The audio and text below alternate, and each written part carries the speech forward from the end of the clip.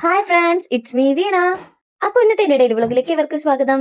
അപ്പൊ ഇന്നത്തെ ഇൻട്രോയിൽ എന്റെ കൂടെ ചേട്ടായി കേട്ടോ. അപ്പൊ നിങ്ങൾക്ക് ഇൻട്രോ കണ്ടപ്പോൾ മനസ്സിലായി കാണുമല്ലോ പുറത്താണ്. വേറെ എവിടെ അല്ല കേട്ടോ, നമ്മുടെ കുടുംബക്ഷേത്രത്തിൽ ഇന്ന് പൊങ്കാലയാണ്. അപ്പൊ നമ്മളവിടെ പൊങ്കാല ഇടാൻ വേണ്ടി വന്നേക്കുവാണേ.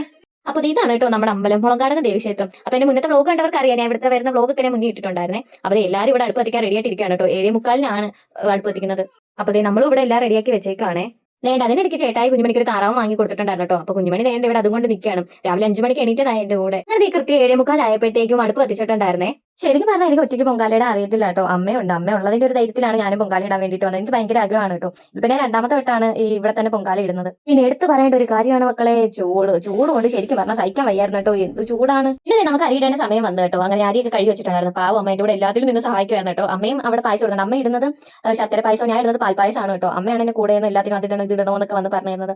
അങ്ങനെ ഞാൻ അരി കഴുകി എടുത്തിട്ടുണ്ടായിരുന്നേ. കുഞ്ഞുമണിയെ കൊണ്ട് അമ്മ അരി ഇടിപ്പിച്ചായിരുന്നു കേട്ടോ. അതാണ് ഞാൻ ഇടിപ്പിക്കുന്നത്. പിന്നെ ഞാൻ ചേട്ടായിയെ കൊണ്ട് അരി ഇടിപ്പിച്ചിട്ടുണ്ടായിരുന്നേ. എന്തായാലും നമ്മൾ മനസ്സറിഞ്ഞിടുന്ന പൊങ്കാലയല്ലേ, എല്ലാ കാര്യങ്ങളും നടന്നെല്ലാം നന്നായിരിക്കട്ടെ എന്നുള്ള പ്രാർത്ഥനയേ ഉള്ളൂ. അങ്ങനെ അമ്മയുടെ പൊങ്കാല തെളിച്ച് വന്നിട്ടുണ്ട് കേട്ടോ. ഇതല്ലേ എല്ലാവരും കാത്തിരിക്കുന്ന ഭക്തിപൂർവ്വമായ നിമിഷം.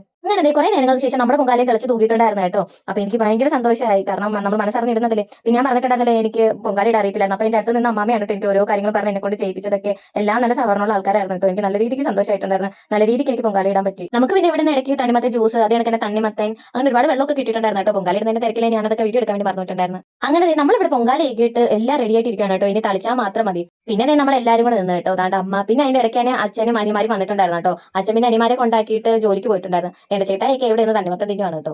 പിന്നെ അതിന്റെ ഇടയ്ക്ക് അമ്മമ്മയും മോളും കൂടെ തമ്മിലുള്ള സ്നേഹപ്രകടനങ്ങളും ഫോട്ടോ എടുക്കല് വീഡിയോ എടുക്കല് അതൊക്കെയായിരുന്നു കേട്ടോ ഇവിടെ നടന്നുകൊണ്ടിരുന്നത്. പിന്നെ ഇപ്പൊ നിങ്ങൾ കണ്ടോണ്ടിരിക്കുന്ന കുഞ്ഞുമണിയുടെ ഡാൻസ് ആണ് കേട്ടോ. വേറെ ഒന്നുമല്ല, പണ്ടത്തെ നമ്മൾ ജൂപ്പ് ചാലയിൽ ഫോൺ വാങ്ങി കൊടുത്തായിരുന്നു കേട്ടോ. അപ്പൊ അതിനകത്ത് പാട്ട് കേട്ടിട്ട് ഡാൻസ് കളിക്കാണ് ഇവിടെ പുള്ളിക്കാരി. ഭയങ്കര സന്തോഷത്തിലാണ്.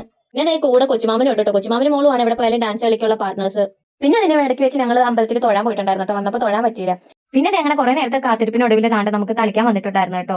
നമ്മൾ ഇത്രയും നേരം വെയിറ്റ് ചെയ്തത് ഇതിനായിരുന്നല്ലോ. അങ്ങനെ നമ്മുടെ പൊങ്കാലയിലും വന്ന് തളിച്ചിട്ടുണ്ട് കേട്ടോ. പിന്നെ അമ്മയുടെ പൊങ്കാലയിലും വന്ന് തളിച്ചിട്ടുണ്ട്. പിന്നെ നമ്മൾ എന്തെങ്കിലും ദക്ഷിണ കൊടുക്കും. അങ്ങനെ വന്ന കാര്യം എന്തായാലും കറക്റ്റ് ആയിട്ട് നടന്നിട്ടുണ്ടായിരുന്നേ. പിന്നെ നമ്മൾ അവിടെ നേരെ വീട്ടിൽ വന്നിട്ടുണ്ടായിരുന്നു കേട്ടോ. പിന്നെ വീട്ടിൽ വന്നിട്ട് നേണ്ട പായസം എടുത്ത് കുടിക്കലാണ്. ഞാനിട്ട പാൽപ്പായസം, അമ്മയിട്ട ശർക്കര പായസം.